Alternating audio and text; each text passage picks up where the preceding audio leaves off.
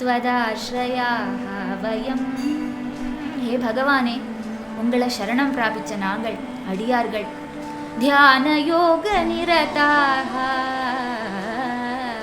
தியான யோகத்துல தத்பராளா ஆயி விஸ்புடாவயவ பேத சுந்தரம் த்வத்வபு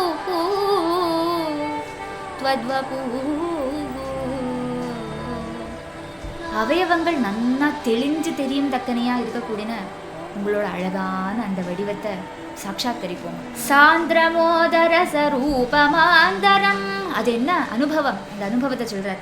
ஆனந்த கனஸ்வரூபமும் மனசால மட்டும் தெரிஞ்சுக்க முடியறதோ கூடினதுமான அந்த பகவானோட ரூபம். தே ரூபம் பிரம்மவபாசதே. இப்ப தியானம் பரியந்தம் நம்ம பார்க்கிறோம் இல்லையா பகவானை, அது நம்மளாலே கல்பிக்கப்பட்டதான ஒரு ரூபம். நம்மளே கண் இப்படி இருக்கும், மூக்கு இப்படி இருக்கும், இவ்வளோ ஹைட் இருப்பார் பகவான், இவ்வளோ தடி இருப்பார் அப்படின்னு நம்மளே பாவிச்சுக்கிறோம் இல்லையா. வாஸ்தவத்தில் இருக்கிற பகவான் எப்படி இருப்பார்? அந்த வாஸ்தவ ரூபத்தை இந்த ஒரு நிலை ஏகாகிரமான மனசோட லயிச்சிருக்கிற அந்த நிலையில பகவான் ஒரு க்ஷணம் காட்டி தருவார். அது நிரந்தரமா அப்படியே பார்த்துட்டு இருக்க முடியாது. ஒரு க்ஷணம் அப்படியே மின்னல் வந்து போக முடிய ஆகாசத்துல அது மாதிரி வந்துட்டு போயிடுவார். அந்த ஒரு க்ஷணம் மில்லி செகண்ட் பகவானை பார்க்குறோம் இல்லையா, அந்த சமயத்துல நம்ம அனுபவிக்கிற ஆனந்தத்துக்கு அதிர் இல்லை. நாராயண நாராயண நாராயண நாராயண நாராயண நாராயண நாராயண நாராயண நாராயண நாராயண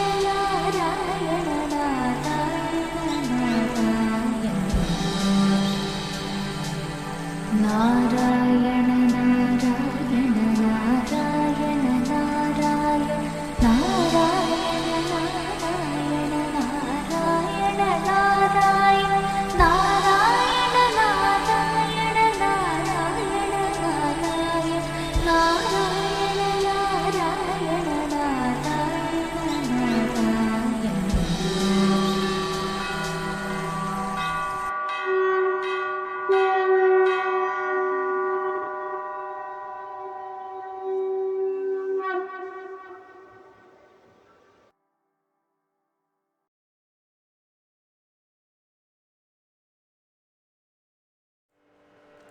सान्द्रानन्दावबोधात्मकमनुपमितं कालदेशावधिभ्यां निर्मुक्तं नित्यमुक्तं निगमशतसहस्रेण निर्भास्यमानम् अस्पष्टं दृष्टमात्रे पुनरुरुपुरुषार्थात्मकं ब्रह्मतत्त्वं तत्तावद्भाति साक्षात् गुरुपवनपुरे हन्तभाग्यं जनानाम् कल्याणरूपाय कलौ जनानां कल्याणदात्रे करुणासुधाब्धे कं वादिदिव्यायुध सत्कराय वातालयाधीश नमो नमस्ते। योगीन्द्राणां त्वदङ्गेष्वधिकसुमधुरं मुक्तिभाजां निवासो भक्तानां कामवर्षद्युतरुकिसलयं नाधते पादमूलं नित्यं चित्तस्थितं मे पवनपुरपते कृष्ण कारुण्यसिन्धौ हृत्वा निःशेषतापान् प्रदिशतु परमानन्द सन्दोहलक्ष्मीम्। गुरुवायुपुराधीश प्रसीद करुणाकर पुरुषोत्तम पुरुषोत्तम वैकुण्ठ त्वयि सर्वं समर्पितं। नमो महावदान्याय कृष्णप्रेमप्रदायते कृष्णाय कृष्णचैतन्यनाम्ने गौरत्रिषे नमः। हरे रामेति कृष्णेति नाम संकीर्तनं सदा लोकक्षेमाय कुर्वन्तं प्रेमिकं सद्गुरुं भजे। हरे राम राम राम हरे हरे, हरे कृष्णा कृष्ण कृष्णा हरे हरे। गोपिका जीवनस्मरणं गोविन्द गोविन्द। अस्फुटेव पुषिते प्रयत्नतो धारये मधिषणां मुहुर्मुहुः। तेन भक्तिरसमन्दरार्द्रतामुद्वहेम भवदङ्घ्रिचिन्दका। அடுத்த ஸ்லோகத்தில் தாரணையை பற்றி இன்னும் சொல்கிறேன். தாரணை ரெண்டு விதத்தில் பண்ணலாம். பகவானுக்கு ரெண்டு விதமாக பகவானை எல்லாரும் பெர்சீவ் பண்ணுறா அப்படின்னு பார்த்துருக்கோம். நிஷ்கள பிரம்மமா பகவான் நிராகாரமாக இருப்பார், நிர்குண பிரம்மமாக இருப்பார் அப்படின்னு சொல்கிறோம். சகுண பிரம்மமாகவும் இருப்பார் அப்படின்னு சொல்கிறோம். நிர்குணம்னா பகவானுக்கு நாமம் இல்லை, ரூபம் இல்லை, அபரிச்சின்னன் அவர், நிஷ்களன் அவர், கூடஸ்தன் அவர் அப்படின்னு ஒரு விதமான பகவானை நம்ம தெரிஞ்சுக்கிறோம். அதுக்கப்புறம் சகுணமூர்த்தி அப்படின்னா சர்வலோகேஸ்வரன், சகல கல்யாண குணங்கள் உடையவர், அஷ்டைஸ்வர்ய பரிபூர்ணன், பரம திவ்யோத்தம புருஷன், நீலமேக சியாமளன் அப்படின்னு பகவானுக்கு நிறைய குணங்கள். சகுணமூர்த்தி, குணமே இல்லாத இருக்கிறவர் நிர்குணமூர்த்தி. மூர்த்தி இல்லை, அவருக்கு நிர்குணர் அப்படின்னு சொல்லலாம். அப்போது அந்த ரெண்டு விதத்தில் பகவானை தாரணை பண்ணி தியானம் பண்ணலாம்.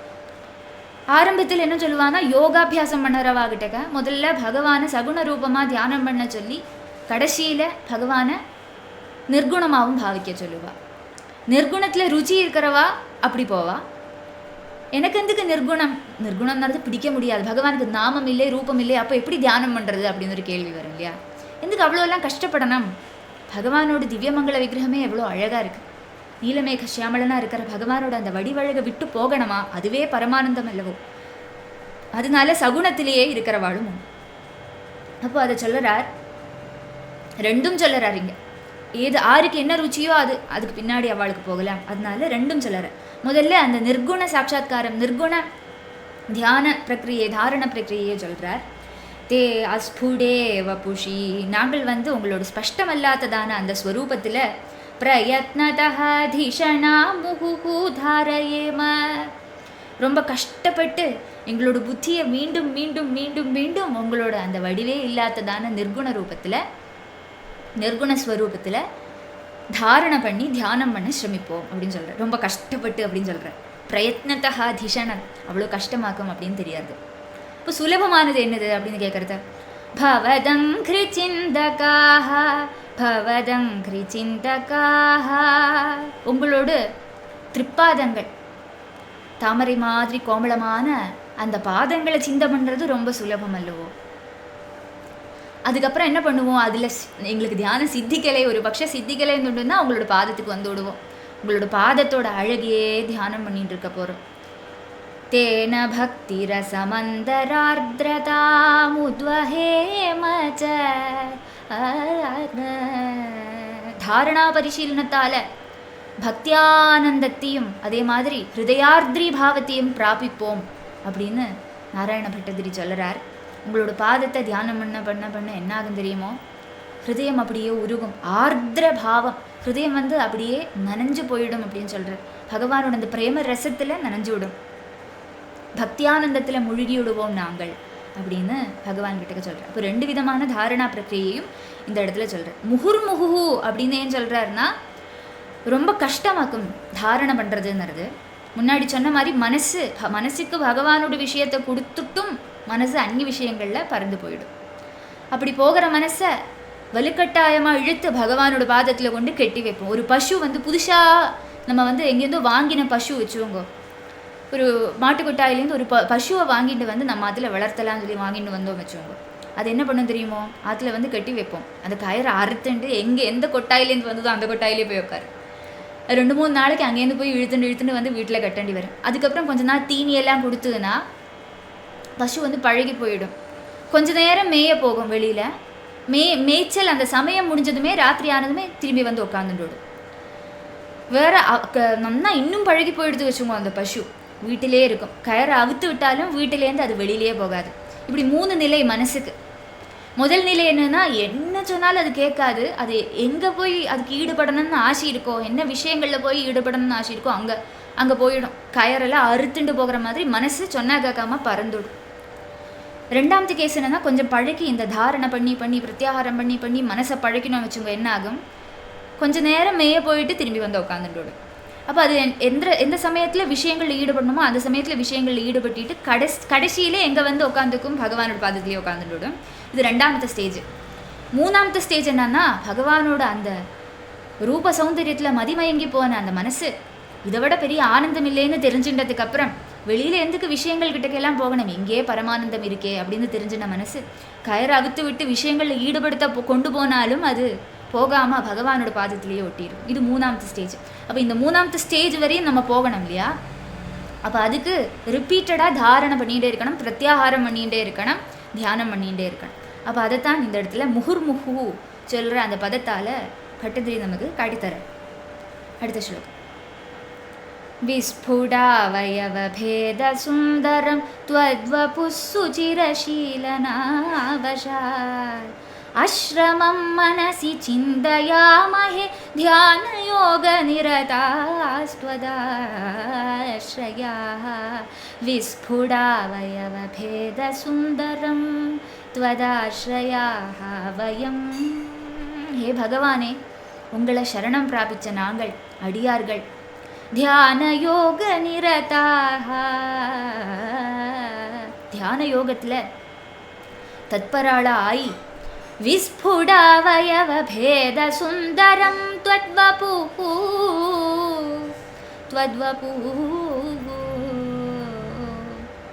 அவயவங்கள் நன்னா தெளிஞ்சு தெரியும் தக்கனையாக இருக்கக்கூடிய உங்களோட அழகான அந்த வடிவத்தை சாட்சாத்கரிப்போம் அப்படின்னு சொல்கிறேன். அதுதான் தியானம் சொல்கிற நிலை. தாரணை பண்ணுறத நமக்கு அந்த பகவானோட ரூபத்தை பிரத்யக்ஷமாக கிளாரிட்டியோட மனசில் பாவிக்க முடியாது. கொஞ்சம் வேகாக இருக்கும், தெரியாது, ஏதோ ஒரு ரூபம் இருக்கிற மாதிரி தோணும். ஆனால் வாஸ்தவமாக அந்த கண்கள் எல்லாம் தெரியண்ட மாதிரி தெரியாது. கண்ணால் நம்ம ஒரு ஃபோட்டோ பார்க்குற மாதிரி கிளியராக தெரியாது, கிளாரிட்டி இல்லாமல் தெரியும். அது இந்த தாரணை பண்ணி பண்ணி பண்ணி பண்ணி கடைசியில் என்னாகும், கிளியராக தெரிய ஆரம்பிக்கும். அதுதான் இங்கே சொல்கிறார், விஸ்புடாவயவ பேத சுந்தரம் த்வத்வபு. அவயவங்களும் பகவானோட அங்கங்களும் எல்லாம் நன்னா தெளிஞ்சு காணத்தக்கனையா, விஸ்புடமாக தெரியத்தக்கனையா இருக்கக்கூடிய அந்த பகவானோட அழகான ரூபத்தை சாட்சாத்கரிப்போம் அப்படின்னு சொல்கிறார். சுச்சிரசீலனாவசாத் அஸ்ரமம் மனசி சிந்தையாமயே. தியானம் சித்திச்சு கொடுத்து அப்படின்னு இதில் தெரியறது. தியானத்தை பற்றி சொல்கிறார். சுதீர்க்கமான தாரணாபியாசத்தால் கொஞ்சம் கூடி கிளேஷமே இல்லை, அஸ்ரமம் கொஞ்சம் கூடி கஷ்டப்படாக்கி மனசு உங்களை சரியாக பாவனை பண்ண ஆரம்பிக்கும் கிருஷ்ணா. அந்த நிலைக்கு நாங்கள் எத்தி சேருவோம் அப்படின்னு பட்டதிரி சொல்கிறார். ஜிதாசனோ ஜிதஸ்வாசோ ஜிதசங்கோ ஜிதேந்திரியா ஸ்தூலே பகவதோ ரூபே மனசந்தாரயே தியா. அடுத்த ஸ்லோகத்தில் இதில் சொல்கிறார், இது ஸ்ரீமத் பாகவதத்தில் இருக்கிற ஒரு ஸ்லோகம். ஸ்தூலே பகவதோ ரூபே மனசந்தாரையே தியா அப்படின்னு சொல்கிறார். பகவானோட ஸ்தூல ரூபத்தை ஜகத்தில் மனோதாரணையாக முதல்ல பண்ணிக்கிறார். தாரணை பண்ணுறத பகவானோட ஸ்தூலமான ரூபத்தை தியானம் பண்ணிக்கிறார். பகவானை சில யோகிகள் எல்லாம் பகவானை விஸ்வமாகவே காணுவா. இப்போ விராட் புருஷனாக பகவானை தியானம் பண்ணுவா, உலகமே பகவானாக இருக்கார் அப்படின்னு தியானம் பண்ணுவா. பகவானோட கேசங்கள் மேகங்களாக இருக்குது, கண்கள் சூரிய சந்திராளாக இருக்குது, பகவானோட ஓரொரு அங்கங்கள் ஓரொரு தேவதைகள் இருக்கா, நாடிகள் எல்லாம் நதிகளாக இருக்குது. அதே மாதிரி பகவானோட பாதத்தில் விஷ்ணு இருக்கார், புஜங்களில் லோகபாலகனான இந்திரன் இருக்கார், நாக்கில் அக்னி இருக்கார். ஓரோரோ அங்கங்கள்லேருந்து ஓரோரோ வர்ணாசிரம தர்மங்கள் உண்டாகிறது அப்படின்னு பகவானை உலக ரூபமாக அவள் சாட்சாத்கரிப்பா. உலக ரூபமாக சாட்சாத்கரிக்கிறத என்ன பலம் உண்டாகிறதுனா, அவள் ஒரு கால் தியானம் முடிஞ்சதுக்கு அப்புறம் கண் திறந்து பார்த்தாலும் உலக ரூபமாக பகவான் தெரிவார். அதனால அப்படி தியானம் பண்ணுறவாளும் இருக்கா அப்படின்னு சொல்கிறார். இப்போ பகவானை ஸ்தூல ரூபமாக பகவான் உபதேசம், பகவான் இப்படி இப்படி இருப்பார், இந்த இடத்துல இந்த அங்கங்கள் இருக்குது பகவானோட அப்படின்னு உபதேசம் பண்ணிகிட்டே வருது பாகவதம். அதுக்கப்புறம் சூக்ஷ்மமான ரூபத்தையும் உபதேசிக்கிறது. சூக்ஷ்மமானது என்னென்னா, நம்ம எல்லாரோடும் ஹிருதயாரவிந்தத்தில் அந்தரியாமி ரூபேண பகவான் வர்த்திச்சுருக்கார். சதுர்புஜாகாரனா நீலமேக சியாமலனா பகவான் இருக்கார். பிரசன்ன வக்திரம் நளினாயதே க்ஷணம் சதுர்புஜம் அப்படின்னு ஆரம்பிக்கிறது ஸ்ரீமத் பாகவதத்தில். அப்போ சூக்ஷ்ம ரூபத்தை பற்றியும் சொல்லித்தரார். அப்போ இந்த 2 ரூபங்கள், ஸ்தூல ரூபத்தையும் சூக்ஷ்ம ரூபத்தையும் தாரணாவசேன பரிசீலிக்கிறா யோகிகள். அப்படி பரிசீலிக்க தியானம் பண்ண பகவானோட அந்த ரூபம் தெளிஞ்சு காணப்படுறது. தெளிஞ்சு காணுற சமயத்தில் அவளுக்கு சித்திச்சு கொடுத்து, தியானம் சித்திச்சு கொடுத்து அப்படின்னு தெரியறோம். இனி தியானத்துக்கு மேலேயும் ஒரு நிலை உண்டு. அது என்னது? தியாயதாம் சகல மூர்த்தி மீதிருஷி உன்மிஷன் மதுரதா ஹிருதாத்மனாம் சாந்திரமோதரசரூபமாந்தரம் பிரம்மரூபமயி தேவ பாசதே தியாயதாம் சகலமூர்த்திமீதೃಶீம் ஐதೃಶீம் சகலமூர்த்திம் தியாயதாம். ஹே பகவன், இந்த பிரகாரம் சாவயவ ரூபத்தை நாங்கள் தியானம் பண்ணுவோம். உன்மிஷன் மதுரதா ஹிருதாத்மனாம், அபிவியக்தமான மாதுரியத்தால் வசீகிருத்தமான ஹிருதயத்தோடு இருக்கக்கூடிய யோகிகளான நாங்கள் உங்களோட அந்த சாவயவ ரூபத்தை தியானம் பண்ணுவோம். உங்களோட ரூபம் தெளிஞ்சு இப்போ எங்களோட ஹிருதயத்தில் தெரியறதே, அந்த ரூபத்தோட மாதுரியத்தில் அப்படியே மதிமயங்கி போயிட்டோம், நாங்கள் வசீகிருதாள ஆயிட்டோம். அந்த ரூபத்திலேருந்து மனசு அந்நதா வெளியில் போகிறதில்லை அப்படின்னு சொல்கிறார். சாந்திரமோதரசரூபமாந்தரம், அது என்ன அனுபவம்? அந்த அனுபவத்தை சொல்கிறார். ஆனந்த கனஸ்வரூபமும் மனசால மட்டும் தெரிஞ்சுக்க முடியறதோ கூடினதுமான அந்த பகவானோட ரூபம். தே ரூபம் பிரம்மவபாசதே, அப்பேற்பட்டதான மனசால மட்டும் கிரகிக்க முடியக்கூடியதான உங்களோட அந்த ரூபம் பிரம்மம் தான் அப்படின்னு சொல்கிறார். பரபிரம்மத்தை நாங்கள் சாட்சாத்கரிக்கிறோம், பரபிரம்மம் குருவாயூரப்பனே தான் அப்படின்னு சொல்கிறார். அப்போ தியானத்துக்கு அப்புறம் அந்த பகவானோடு வாஸ்தவ ரூபம் பகவான் தெரிவிப்பார். அங்கே தான் சாட்சாத்காரம் வருது. இப்போ தியானம் பரியந்தம் நம்ம பார்க்குறோம் இல்லையா பகவானை, அது நம்மளாலே கல்பிக்கப்பட்டதான ஒரு ரூபம். நம்மளே கண் இப்படி இருக்கும், மூக்கு இப்படி இருக்கும், இவ்வளோ ஹைட் இருப்பார் பகவான், இவ்வளோ தடி இருப்பார் அப்படின்னு நம்மளே பாவிச்சுக்கிறோம் இல்லையா. வாஸ்தவத்தில் இருக்கிற பகவான் எப்படி இருப்பார்? அந்த வாஸ்தவ ரூபத்தை இந்த ஒரு நிலை, ஏகாகிரமான மனசோட லயிச்சிருக்கிற அந்த நிலையில் பகவான் ஒரு க்ஷணம் காட்டி தருவார். அது நிரந்தரமாக அப்படியே பார்த்துட்டு இருக்க முடியாது. ஒரு க்ஷணம் அப்படியே மின்னல் வந்து போகும் இல்லையா ஆகாசத்தில், அது மாதிரி வந்துட்டு போயிடுவார்.